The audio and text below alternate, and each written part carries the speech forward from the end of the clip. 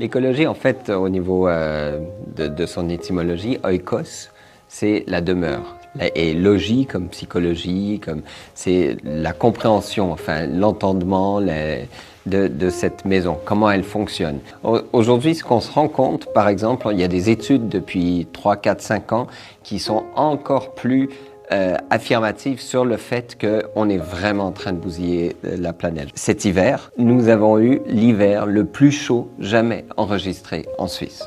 C'est énorme. Toutes les études montrent ce qu'il y a 50 ans, on annonçait et tout le monde disait « mais arrêtez de faire les catastrophistes, c'est trop loin ». Maintenant, c'est le contraire. C'est terrible comme on voit déjà les effets. Constamment, on a des exemples comme ça que nos écosystèmes et puis notre climat se dérèglent complètement. 80% des insectes qui ont disparu en 30 ans en Europe. Nos écosystèmes sont en train de s'effondrer, mais en plus, nos ressources naturelles sont en train de fondre. Il y a une étude qui est sortie en 2015, par exemple, qui montre qu'on est dans une accélération effrénée à plein d'égards. D'abord, nous, comme société humaine, consommation d'énergie primaire, d'engrais, de papier, la consommation d'eau, tout ça, ça va en pic extrême.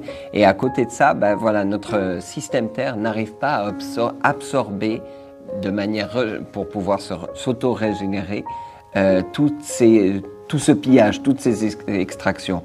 Et donc on voit le dioxyde de carbone qui fait augmenter la température sur la Terre. Du coup, on voit la température de surface qui augmente, l'acidification des océans qui augmente, la pêche marine qui augmente énormément et évidemment le recul de la biodiversité. Et tout ça fait que on se rend compte qu'on est sur une lancée. Il n'y aura pas un effondrement comme si c'était cataclysmique et puis quelque chose nous tombait dessus. Notre système thermo-industriel, comme on l'appelle, va exploser en plein vol, si on peut dire. On ne sait pas comment ça va se faire, mais on voit que tranquillement les choses s'effritent. Alors plusieurs parlent plutôt des effondrements qu'un seul effondrement, mais le mot derrière qui est devenu très classique ou très à la mode, c'est celui de Pablo Servigne, collapsologie, et donc c'est la science de l'effondrement. C'est sans doute trop tard pour avoir la planète telle qu'elle était avant, mais ce n'est pas trop tard pour amoindrir les effets de cet effondrement. On peut apprendre à devenir des collapsonautes, à voyager dans ces petits effondrements qui peuvent survenir. Enfin, ces scientifiques nous disent que le climat est en train de se réchauffer, que la barre des 2 degrés, elle est déjà impossible d'une certaine manière à éviter. C'est pas du pessimisme, c'est du réalisme. Mais je suis optimiste dans le sens où je sais qu'on peut quand même en sortir. Mais quand on écoute les scientifiques, tout le monde le sait. Et je pense que le problème, c'est pas d'être pessimiste ou réaliste. Le problème, c'est de vouloir se boucher les oreilles. Nos civilisations, notre manière de vivre, oui, il faut la changer. Et nous aussi, en Suisse, on se rend pas compte à quel point ça va très mal. La nature et nous sommes ensemble, nous sommes liés les uns les autres. Le cantique de François d'Assise là-dessus est magnifique. Ce n'est pas la biche qui traverse la route, c'est la route qui traverse la forêt. C'est notre route qui passe à travers sa forêt. Et la forêt a aussi le droit de vivre. On est donc dans cette démarche absolument productiviste. On a donc ce système économique qui est basé sur 3 principes. Consommation, production et croissance.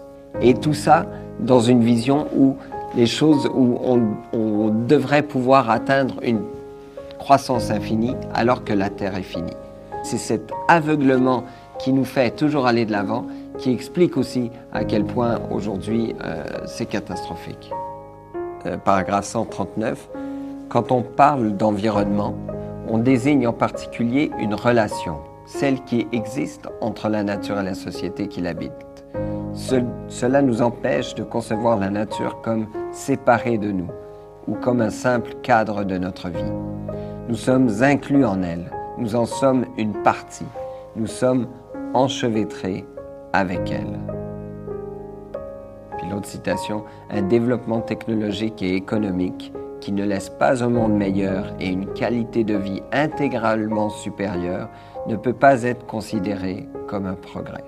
Pape François, Laudato Si, Pour moi, l'espérance, c'est pas de dire on va réussir, on peut avancer, on va donner sens à tout ça.